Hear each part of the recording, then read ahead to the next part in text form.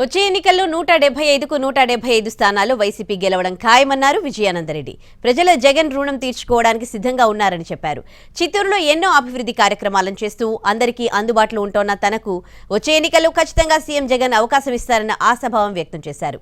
మహిళలకు జగన్ పుట్టినరోజు సందర్భంగా బట్టలు పంపిణీ చేశారు. ఈ కార్యక్రమంలో ఎంపీ రెడ్డప్ప, చిత్తూరు మేయర్ అముద, కార్పొరేటర్లు సహా వేలాది మంది మహిళలు పాల్గొన్నారు.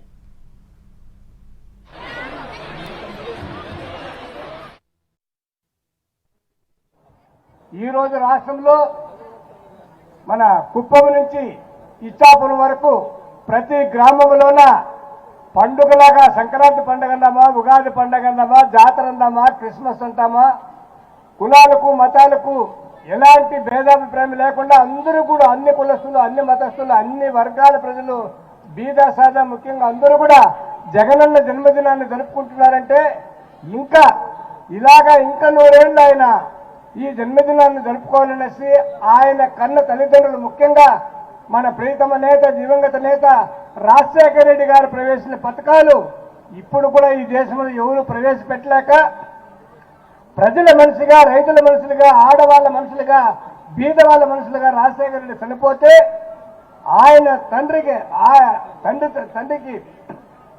మంచి పేరు తేవాలనేసి జగన్మోహన్ రెడ్డి గారు ఆయన ఈ పదవి చేపట్టినటువంటి ఒకే ఒక్కడు ఒక పార్టీ స్థాపించినాడు.